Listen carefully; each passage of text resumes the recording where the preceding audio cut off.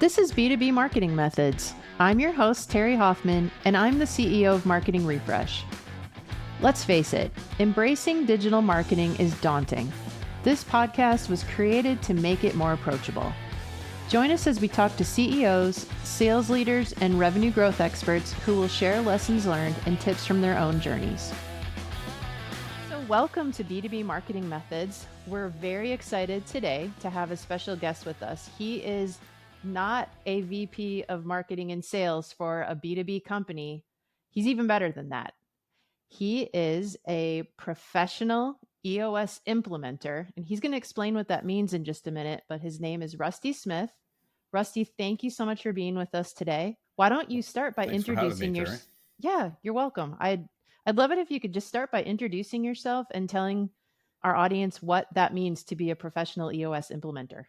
Okay, well, EOS stands for Entrepreneurial Operating System, and EOS is a management process that really helps businesses get more of what they want from their business. And we do it basically with three things, right? We call them vision, traction, and healthy. Vision from the point of view of knowing where the business is going and how you're going to get there. Traction in terms of getting everyone working with accountability and discipline in order to make the vision happen. You know, a lot of consultants will help you create a vision and a plan, but the hard part is actually implementing that plan. Built into our process is that discipline and accountability. And healthy, meaning getting the leadership team to work in a healthy, cohesive fashion, because quite frankly, most don't, right? And if we can get the leadership team working in business traction and healthy, then so goes the rest of the organization. Ultimately, everyone in the organization knows where the company is headed, how they're going to get there. They're working in a disciplined, and accountable way, and they're functioning as a healthy, cohesive team. Right. Okay. Yeah. So we actually implemented EOS at our company at Marketing Refresh last year. And I always joke to my team, nobody told me I was going to have to mature and grow up before I started it. And actually do what I say I'm going to do. Right? Exactly. Yeah. It has really transformed the way that we think and operate and function together. And I absolutely love the system, and I'm a huge advocate for it. And I mean, really, one of the main reasons I wanted to have you on is because I can see such a clear connection between how we now think and operate as a company and how that connects to our own revenue growth strategy. And I was really excited about having you on so you can kind of educate our audience about that connection. Yeah. You know, one of the things, Terri, that you've probably learned in the program is one of the things we talk about is when companies are growing, they tend to hit ceilings, right? And so something that's worked in the past no longer works. Maybe it's an employee, maybe it's software, maybe it's the facility. Something happens, right? They hit that ceiling, and unless they can break through that ceiling, then they're either going to plateau, or worst case, they're going to start to drop off. If they can break through that ceiling, then they'll continue to grow. And one of those 5 leadership abilities is the ability to predict, right? The ability to say, here's where we're going. This is our goal. And then put the plan in place to actually make it happen. And so that prediction piece is huge, because if you just say, well, let's just grow as fast as we want, right, then nothing's going to happen unless you have a plan in place to say, hey, here's our target, here's how we're going to get there, and then actually put the things in place to make those things happen. Yeah, exactly. So tell me a little bit about the types of companies that you work with, and everything from the size that they might be, from employees to revenue to industries. Like, what is kind of the typical type of company that you help? So our sweet spot is really companies 10 to 250 employees. And the industry doesn't matter so much. I mean, I work with professional services companies. I work with manufacturing companies. I work with healthcare companies. I have 2 healthcare clients. I work with distribution companies. And so the type of company doesn't really matter in terms of the industry they're in. The most important thing that does matter is that the leadership team is more afraid of the status quo than they are of change. And so it's a mentality, if you will. Those that say, look, we've got to stay on the cutting edge of our industry. We've got to make sure that we're developing our people, we're developing our systems, and we know that that's going to be change. those are the people that we like to work with, or those that embrace change, are willing to put the work in to make it happen. So it's more about the mentality. We call it the psychographics as opposed to the demographics of the company. Oh man, I bet. I wonder too, like, do you see some common maybe challenges that they're facing? And you mentioned a couple of them earlier, whether it's hitting that plateau or maybe they're even starting to see a decline. Are there just some common maybe symptoms that you encounter pretty commonly? Yeah. Yeah, so it's interesting that you asked that question. The EOS model that we introduce people is one of the things that Gino Wickman, who developed the program way back when, he said, look, there's 130 something issues that companies are dealing with, but they all fall into 6 buckets, right? Vision. Does everybody know where we're going? And does everybody share in that vision? People. Do we have the right people in the right seats? Data. Are we managing the company based on information, or are we managing the company based on gut feel? Because a lot of entrepreneurial companies run their companies based on gut feel. So putting a scorecard in place, having metrics for everyone. Process, making sure you're doing the same thing the same way all the time so that you're delivering a consistent customer experience. You're eliminating mistakes. It's easier to onboard people. Process is a huge part of what we do. Issues, how you solve issues, and traction, meaning you're communicating, you're getting together, you're collaborating with each other on a regular basis in a structured way. So all of the problems that you have, a lot of them are people issues, a lot of them are process issues, a lot of them are data issues, and so on and so forth. Yeah. Well, being a digital marketer, I love data. And our company really that's a big part of our company culture, is making sure that we're using data and research to guide our decisions, as opposed to just being those creative marketers who kind of go off of colors and feelings and emotions, right? Like, that's definitely an important part of marketing, but the data in the digital marketing world is just, it's everything, right? It's How do you, it's it's huge. yeah, yeah. Can you talk a little bit about that accountability piece of the pie and how you coach your clients on connecting that to their sales and marketing programs? Okay, so like I said, our process, the EOS system, has accountability built in every stage of the system, right? Mm-hmm. One of the things that we do in the very first meeting that we do with our clients is build a scorecard. You've got to have a scorecard so that you're tracking on a weekly basis how things are going. It's kind of like the canary in the coal mine, if you will. And how that relates to marketing, right?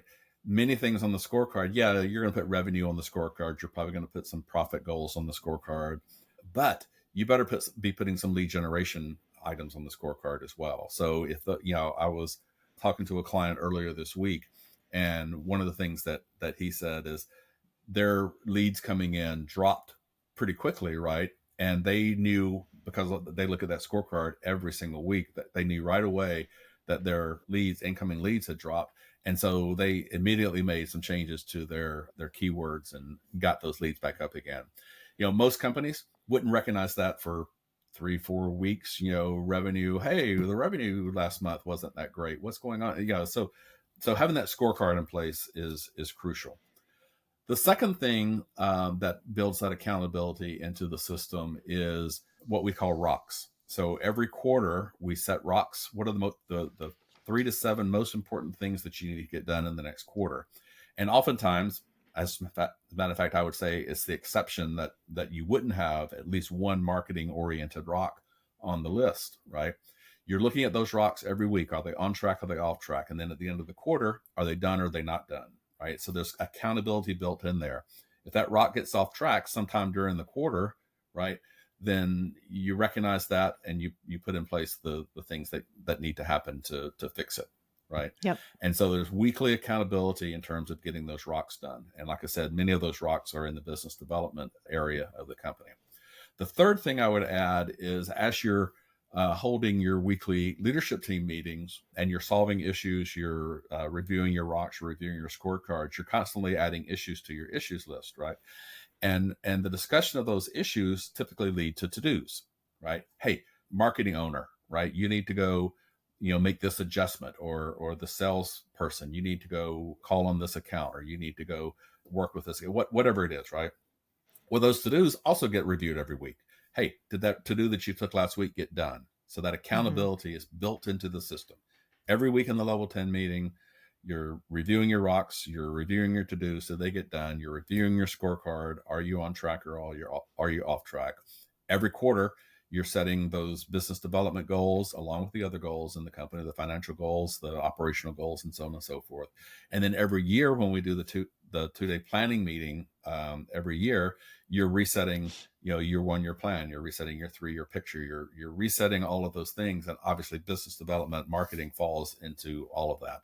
Because if you're not generating the leads that you need to drive your business, you're not going to achieve your goals. Right, exactly. So you mentioned a term called the level 10 meetings. Can you expand on that and explain what that is? Patrick Lencioni talked about this in his book, Death by Meeting, right? People talk about having too many meetings every week, right? It's not that meetings are bad. It's that bad meetings are bad. And so we have a process that we call a level 10 meeting that we have every week. And there's a set agenda for it. We always insist that it starts on time, ends on time. We have a set agenda for it. The first part of that meeting is all about identifying issues.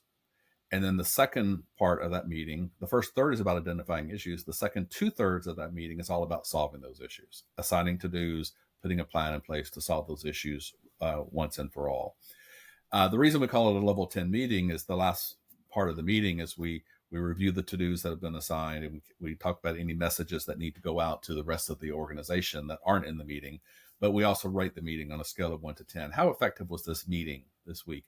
And by effective, we mean, was it a good use of our time?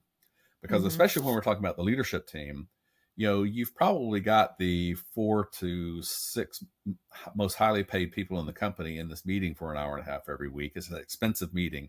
If it's not an effective meeting, then we need to be doing something different, right? And so we call it a level 10 meeting because that meeting being effective means we're identifying issues and we're solving them once and for all. That's a good meeting, right? Right. Yeah. That is something that I really appreciated is the amount of structure and discipline that it brings, mainly because sometimes you can get into those issues and there's tension, right? You have disagreements, you're not on the same page, and those discussions can be so productive and helpful because you really start to understand why you're not on the same page, how you're holding each other accountable, especially if the CEO is in that meeting and the direct reports are in there. I've noticed that it's really important for the people who are on that like VP level or director level to be comfortable professionally challenging the CEO so that it leads to like a healthy outcome for the organization, right? But then the CEO has to be ready to hear those challenges. So I've got to ask you, Terri, do you have the EOS toys? No, I don't know anything about this. Have you heard of the EOS toys? Okay, so there's a toy kit. I'll send you one actually. Okay. But there's an EOS branded toy kit, and in there are little animals, right? Okay. One of the animals is an elephant, right? Are we addressing the elephant in the room? Right. One of the toys in there is a cow. All right. Are there any sacred cows that we're not talking about, right? That we're avoiding talking about, right? There's a squirrel, of course. Squirrels for tangent, right? There's a horse. Are you beating a dead horse? Are you starting to repeat yourself, right? When you're solving problems, say it once. Don't keep repeating yourself over and over again. You're beating that dead horse. And then the last one is the bull, right? And you can guess what the bull is for. Yeah. you call BS on someone, right? And so I'm going to send you a set of the EOS toys. So I love that. I mean, you just hit on so many kind of unhealthy and unproductive things that happen in meetings, every type of meeting, but especially leadership meetings that don't get you to the place that you need to get to actually take action and make progress. And I love that. And putting a little humor on it always makes it a little bit more palatable and kind of breaks the tension. Some of my clients, they're little rubber toys. Some of my clients throw the toys at each other. I'm like, don't throw the toys, just hold them up, right? Yeah, we don't taking it to the next level there. That's like a level 25 meeting. That's not level 10 anymore. Oh my gosh. Well, what are as it relates to, since our podcast is designed to help people who are in marketing and sales roles really understand how they can connect that to business value and what some of the challenges are in doing that. Like, what are one of the biggest things that I think the B2B market in general struggles with is how do I set priorities with my sales and Hmm. marketing programs, right? There's nobody in the B2B world other than like 100 or so companies has a $200 million marketing budget to do all of the things they Right. need to do. Right. And so most small to mid-sized businesses have to have a way to set priorities. And I want to hear your thoughts on how you coach your clients in setting those priorities and figuring out what the right path to the solution would be. Okay, so the priorities really comes down to what we call the rocks. And I mentioned the rocks a little bit Mm-hmm. earlier, right? So every quarter we get together and we say, what are the 3 to 7 most important things that need to happen in this company in the next 90 days, right? And the sales guy on the team, he always will say, oh, well, my rock is to hit this revenue target. No, that's your goal. That's your job, right? Mm-hmm. What are you going to do to hit that revenue target, right? And so it's activity based. What are the things that you need to do to hit that revenue target? And the marketing people are the same way, right? What are the 3 to 7 most important things that you're going to do this quarter, right, in the next 90 days to hit the revenue targets or to generate the leads that you need to generate or whatever. So it may be our marketing person is great, but they don't know one thing about digital marketing. Hey, you need to go out and hire marketing refresh, or we need to put on an event, or we need to whatever Mm-hmm. those big priorities are that are going to help you generate the leads that you're going to need to hit your revenue target are the things that turn into rocks, right? Right. Okay. The other piece of it is, I mentioned earlier when I talked about vision, traction, and healthy, is that healthy piece, right? Mm-hmm. For the business development person, or for that matter, for the operations person or the finance person, in the company, to sit and think about their priorities in their little world, right? It's not the most efficient way to actually talk about it as a team and say, hey, what do we as a team, as a leadership team, think the finance goals are for the quarter? What do we as a team think that the operational goals are for the quarter? And then what do we as a team think are the marketing and sales goals for the quarter, right? Yeah. And so get the team to work on it as opposed to sit in your little silo and come up with your priorities yourself, because then no one's going to be holding you accountable. You may be setting priorities that aren't supporting the overall goals of the company. Whereas if you do it as a team approach, it's going to be much more effective, and you got the accountability piece that's built into it as well.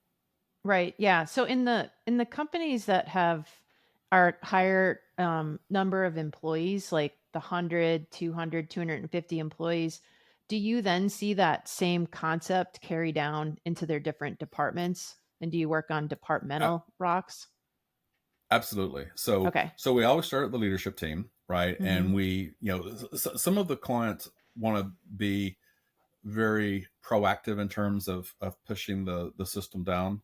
What we say is our role in any EOS session that we do with the client is we have 3 roles. We're teacher, facilitator, and coach, right? We're teaching the system to the leadership team, right? Mm-hmm. We're facilitating their conversation, and we're coaching them through the rough spots, right?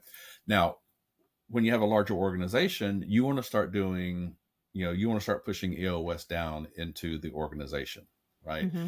And so the members of the leadership team are now going to have to become that teacher, facilitator, and coach. Okay, And got so it. you need to be using the system for at least a quarter or two before, so that you're familiar with the tools, you're familiar with how it works, you're familiar with the flow, and then you push it down to the next level. And then for a large organization, once they have used it for a quarter or two, then you push it down to the next level.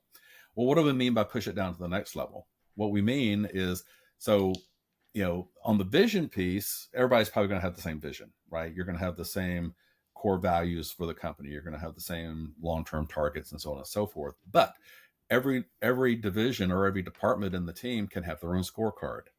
Every department in the company can start having their own rock setting every quarter, right? Yeah.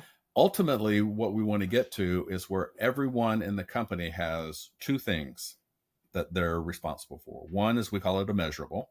So we talked about that scorecard. So you have a departmental scorecard, and ultimately everybody in the company has at least one number that they're responsible for hitting, right? We Okay. call that a measurable. The other thing that we ultimately get to is that everyone in the company has at least one rock every quarter. So you mentioned a 200 person company, right? Think about this, a 200 person company, if everybody in the company has at least one rock every quarter, right? That's 800 things that are getting done every year.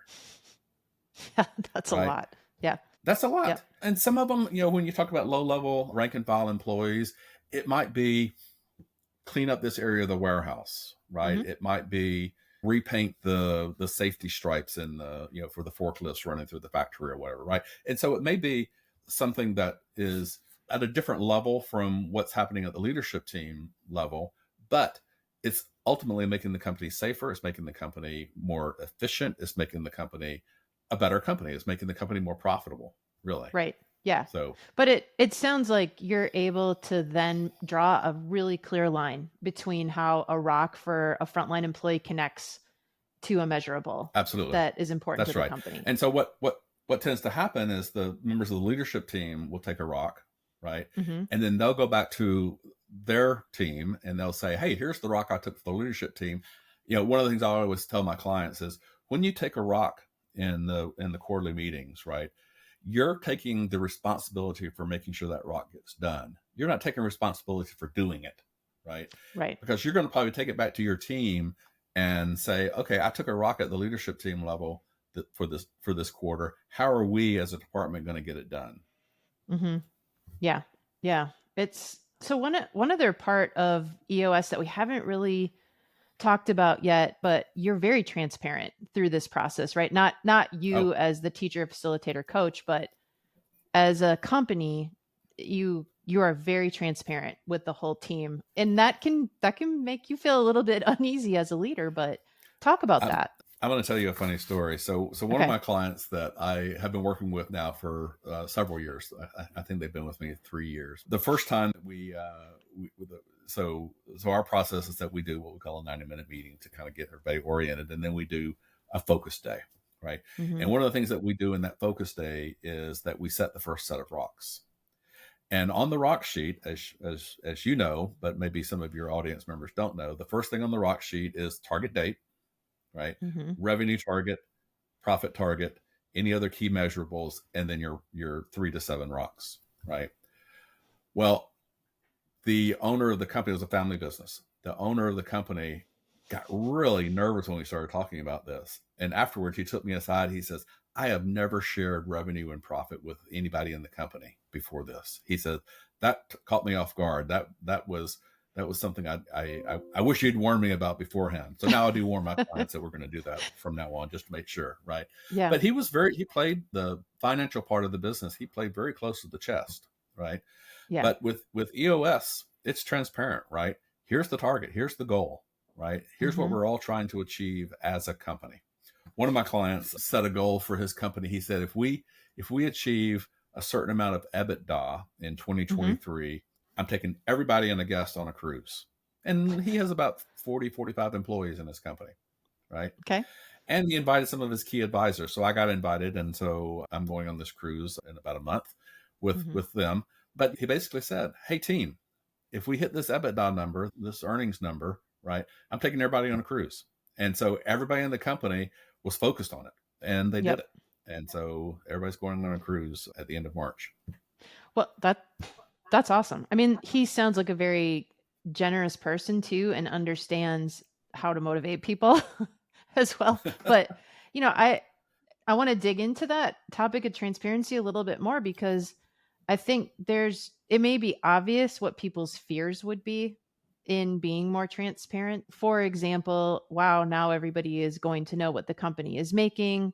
Jealousies could form, resentments could form, judgments could form, right? But there's also a positive to that. Like the cruise is a positive outcome, but talk to me more about how that impacts the company culture when you're more transparent. So I wrote an article actually a couple of years ago now, and the title of the article is "The Boss Must Be Getting Rich," right? And so it talks about profit, right? And some people find talking about profit to be a taboo subject, or at least a sensitive subject, right?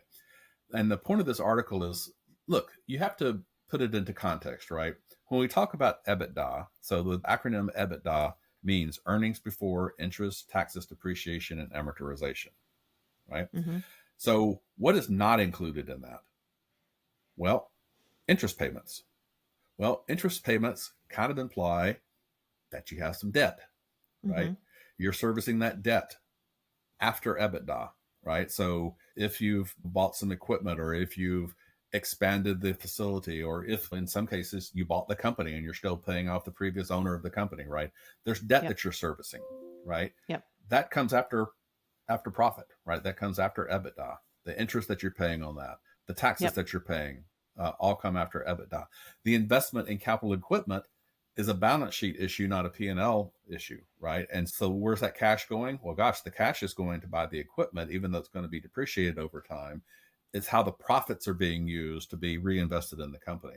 And so just because a company shows $2 million, $3 million, $4 million worth of profit, right, doesn't mean that the owner's putting $2, $3, $4 million in the bank, right? Yep. They're probably paying off debt. They're probably, paying taxes. They're probably buying equipment. They're probably investing in marketing programs. Well, that would hit Mm-hmm. the P&L, but they're probably investing in other capital equipment and so on and so forth. So, Right.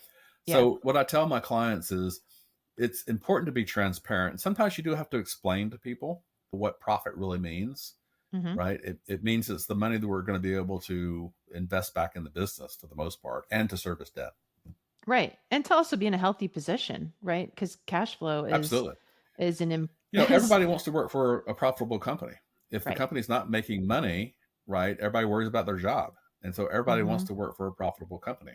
And so Right. the fact that my client can take his entire team on a cruise, right, that's a good thing. Right.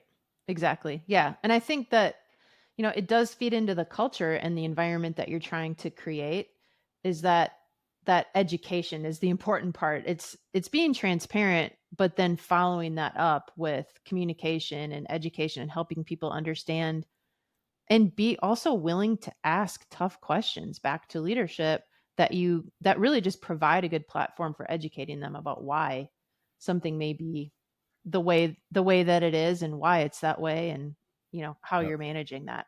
I think it's awesome. But I love what you said at the very beginning about somebody who's more open to change than they are. Yeah, they're more afraid of the status quo than they are of change. Okay. Yeah.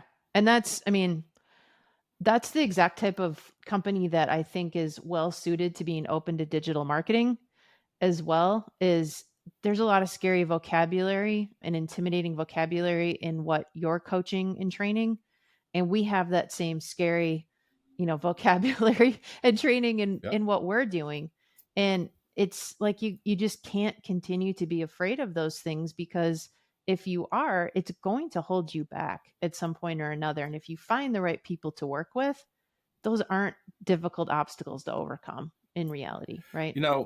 I've got two examples of that, if I can give them. One Please. is I had a client, this is a few years ago, who had 85% market share in their target market, right? 85% market share. Sounds pretty They awesome. basically, no, it wasn't awesome. It was Oh, awful. it's not. Okay. If you have 85% market share, where's your growth going to come from, right? Oh, I got you. Okay. Got it. And so if a company, and they were looking at, to actually transition the company as well, right? But nobody was interested in them, because where's your growth going to come from if you have 85% market share? Okay. Well, see, Rusty, this is why you do what you do, and I'm like, I didn't even know that was bad, but good. So the technology that they used, right, they sold it into sewage treatment plants. Very sexy business, right? Mm-hmm. Sold into sewage treatment plants, but the product was basically to eliminate biogases, right? Okay. The nasty gases that are generated in sewage treatment plants. Probably more information than you want to know, right? But they had 85% market share. So they looked around and said, well, where else can our technology be used? Where else are these gases being generated, right? Yep. And so they looked at food and beverage manufacturing, right? There they had 5% market share, but they didn't have any salespeople that knew anything about that that market, right? So they had to go out and put a marketing plan in place. They had to do their digital marketing to start to address, because all of their marketing up to that point had been to municipal sewage treatment plants, right? And so that's what their salespeople knew. That's what their marketing people knew. And so they had to put together a kind of a new marketing strategy to go after this new segment. I have another client who actually is a joint client of ours. In one of his previous companies, he sold rubber products, right? And primarily to the oil and gas industry. Well, gosh, you're tied to one specific industry, and it has a little bit of a hiccup. Well, your company's at risk because the industry has a hiccup. And so he also said, where else are these types of rubber products used, right? And decided it was the transportation industry it was a big user of these types of products, right? And so he had to put together a brand new marketing strategy, hire salespeople to target that industry, because all of his people knew oil and gas. They didn't know transportation, right? And so he had to put together a new marketing strategy. He had to reach out to somebody like you, somebody that is able to put together a marketing strategy for this whole new segment that their people knew nothing about. So right. Yeah. And it's just kind of part of business, is you constantly have to be looking at how you're evolving, and then and that change for a lot of his people, that change was hard, right? But, hey, we only know oil and gas. Why are we going off and doing that? Or we only know sewage treatment plants. Why are we going off and doing breweries, right? And that change is scary for people when they're in something that they know and love and do every day, and all of a sudden the company's changing. Right. Yeah. No, it is scary. It's scary at every level, right? Yeah. But I think a system like EOS, it definitely, it gives you so many measurables and so many systems to follow that the fear starts to take a back seat. That's what I really love about it. Having a plan removes that fear, right? One of the pushbacks that I often get from entrepreneurs, right, is, oh, if I'm going to put together some sort of structured system like this, it's going to tie my hands. It's going to reduce my flexibility, right? The opposite is true. It opens up your flexibility, right? It gives you the ability, and it gives you a forum and a process to discuss what should we be doing, right? How should we be doing this? Yep. Right. It, frees up, the time generally of the owner of the business. And quite frankly, if you ever want to sell your business and the business is really dependent on you, then it's not worth as much, or maybe not even sellable, if the business, if everything goes through you. And so the EOS program makes it all about the team, right? It's not about one person running everything. It's about the team running things, which is really freeing for the entrepreneur, which is, we call the entrepreneur in our program the visionary, right? Yep. It gives that visionary the time and the space to be able to have those big thoughts, to be able to think about the future of the company, to be able to form new relationships and to deepen the relationships that they already have. It's actually a freeing thing as opposed to a constraining. I can 100% attest to what you're saying, because that was really my number one fear in embracing the system, because I'm in a creative field, and that was what initially got me interested in being in the marketing field, was having that ability to be creative and thinking more freely. And I definitely thought that any type of system is going to limit that. And actually, it gives me so much more time to do that and come up with new ideas. And then bonus that I wasn't expecting, leveraging what my team knows about any idea that I have and making it more of like a crowdsourcing exercise, where they're like, no, Terri, that's not going to work, or that's a great idea, and here's something that I would add onto it from what I experience, that just takes any idea you have that could be great, and they take it to a whole other level. Yeah. I love that. And it develops those leaders as well. So as those leaders are taking on those rocks, what they're really taking on is responsibility, right? Yeah. And so you're developing them and getting them to start to think bigger, to build that discipline and accountability into everything that they do, so that you don't have to micromanage them. You don't have to look over their shoulder every day, because you know that every week in that level 10 meeting, right, that weekly leadership team meeting, you're going to be reviewing that scorecard. You're going to be reviewing the to-dos. You're going to be reviewing the status of the rocks, right? That's very freeing for a business owner not to have to micromanage everyone, because the system is the one that's managing the accountability and the discipline, not the manager, right? Right. Yeah. No, I love it. I don't think I've ever asked you this before, but how did you first get involved with EOS? How did you get introduced to it and then interested in becoming the a professional implementer? So I'm gonna do a call out to my friend Kevin Armstrong. So as you know, one of the programs that I've run now for 18 years is the Alternative Board, and I'm wearing my TAB shirt today as opposed to my EOS shirt. So I should have worn my EOS shirt today, but bad branding for Rusty. But I was at a TAB conference back in, I think it was 2014, and Kevin, who is the TAB guy up in Vancouver, British Columbia, he knows me quite well. We're really good friends. He came up to me, he says, Rusty, he knows my disc profile. He knows that I'm a very process oriented person. He came up, Rusty, I found this program. He says, I'm starting to offer it to my clients. He says, it's right up your alley. And it's called EOS. I said, what in the world is EOS? And he gave me a copy of the book Traction. And I read it and I'm like, whoa, this is great. And so that's when I first started offering it, was back in 2014. Now, at the time, I was only offering it to my TAB members. So I was kind of under the radar for the first several years. I only had a few clients every year because they were all my TAB members. But then about 3 years ago now, I actually started to offer the system to other people outside my TAB membership. Okay, got it. Now, you might have to also explain what TAB is, just in case anybody doesn't know what TAB stands for. And okay, what the Alternative Board. So TAB stands for the Alternative Board. So we refer to it affectionately as TAB. It's CEO roundtables. We call them peer advisory solutions for business owners. It's kind of like CEO roundtables and business coaches. And the interesting thing about how TAB and EOS fit together is, with the Alternative Board, with TAB, we focus on the business owner. We're focusing on the person, right? The business owner. With EOS, we're focusing on the leadership team.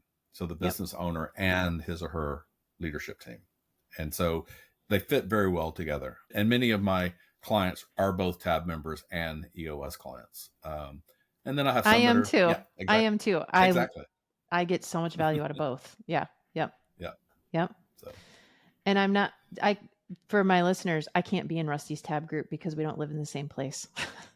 But I cannot speak highly enough about the value that I get out of both. And TAB is like, anybody who does any job and really any component of your life, community is so important, right? So just being in a group of people who understand what you're going through, and they're going through it at the same time as you, and you can share those lessons learned. TAB is a very strongly facilitated group. And, speaking from the CEO point of view, it's so valuable to get lessons learned and feedback from people who are not in your business every day, who also have the same concerns and stresses and worries that you have as a business owner or a leader in your company. And it adds so many really valuable points of input for how I run my company, for sure. Learn a lot from it. Okay, I'm going to transition into some rapid fire questions. And if you didn't read these over ahead of time, Rusty, get ready, but they're all fun. So, what is your favorite trip that you've ever taken? So I lived abroad for a number of years. I lived in Germany. So I'm sorry, I'm not a rapid fire guy. So I went to China. That's my rapid fire answer. I went to China with the Greater Houston Partnership. A group of us went over there. I think it was like 90 of us with the Greater Houston Partnership. It was a wonderful trip, and it's a fascinating country, and I really enjoyed it. Okay. That is definitely on my places to visit list. Okay, switching gears to the second question. Is there any like musical artist or group that if you could see them, they would be like your dream? Dead or alive, right? Yeah. So from any point in time. When I saw this question, the first thing that came to my mind is I better say Taylor Swift, because if I don't, then we're going to cut off a lot of the audience, right? But in reality, it's Bruce Springsteen, right? I've seen Bruce Springsteen First time I saw him was when I was in college, which is ancient history, right? He was a lot younger. I was a lot younger, and Clarence Clemens was still with the band. But I'd still like to see him again. So now that he's matured, right? And I've matured. I've seen him before, and I saw him at a little theater in Houston. He puts on an amazing concert. Oh my gosh, he's amazing. Yeah, he's amazing.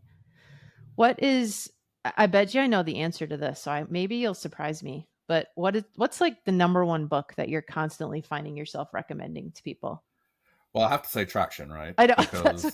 That's what I figured you'd say. Traction is for those of you that don't know, Traction is Gino Wickman developed the EOS system, and he wanted to take it out to a larger audience. And so the way that he did that was twofold. One, he wrote the book Traction to describe the system, but he also started hiring, bringing on people like me who because he could only implement a certain number of people at a time. And so Traction has to be on my list, right?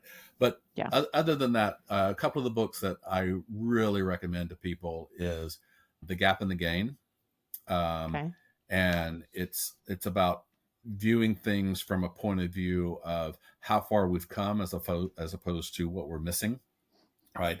And the other one is Atomic Habits. That's a great book. Atomic Habits is really about, making the important things in your life a habit and replacing the bad habits that you have with good habits, right? You can't. And one of the premises of the book is that you can't stop a habit, but you can replace it, right? So if you overeat, for instance, right, it's hard to say, okay, I'm going to stop overeating, as opposed to saying, hey, I'm going to eat healthy. I'm going to eat fruit instead of candy or whatever, right? And so Atomic Habits, and it's great for business development. It's great for business. It's great for personal life. It's great for your relationships. It's great for everything. Yeah, that is an awesome book. I'm going to have to check out The Gap and the Gain. I haven't heard of that one yet or read that yet. Okay, the last question is, what is the best job you've ever had? I had an answer for this. Obviously, what I'm doing now is the best job I ever have. But I mentioned a few minutes ago, I've spent some time abroad. I was working for Compaq, and I had the opportunity to go run our storage business for Europe. And I was over there for 5.5 years, and it was wonderful. The job was great. Living in Germany was great. The travel I got to do while I was in that position was amazing. So yeah, if they hadn't made me come back to the States, I would have stayed. But they threw money at me, and I took it. So and a huge promotion. So that's what it took to get me out of that job, was a huge promotion and a lot of money. And so they brought me back to the States. Yeah. That sounds like a pretty exciting adventure, though. Like, to get to live in a different place and do all that kind of roaming around and exploring. It was one of the highlights of my life. Yeah. Yeah. Well, Rusty, thank you so much for spending the time with us today. I really appreciate it. Thank you so much for having me. I know we didn't talk 100% marketing the entire time, but I really hope that the listeners kind of understand the connection between what you do and how that just sets a business up to have a more structured and disciplined approach to their sales and marketing program, so that it can be measured and tracked. And those things are so important. So thank you. Thanks for listening. Please be sure to follow us on your favorite podcast channel and leave us a review. We'd love to hear from you. You can connect with me on LinkedIn or visit our website at marketingrefresh.com.